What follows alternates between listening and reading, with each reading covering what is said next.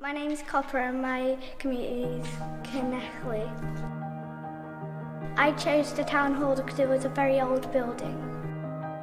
I put trees in the painting because I love nature. In my painting, I have a lot of colours. I love pink and purple colours and the colour of sunset, that's why I chose them. Projects like this are very important, especially for the young people of Llanelli, because it allows them to learn about the heritage and the history of Llanelli and have their creative outlet.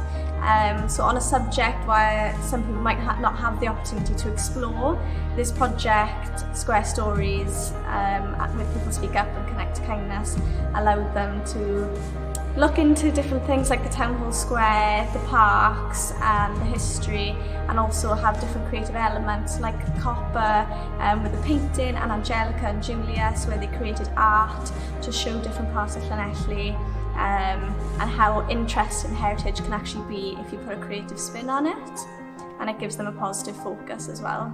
I really enjoyed doing the project and I'm really excited to see all the banners in Carmarthenshire.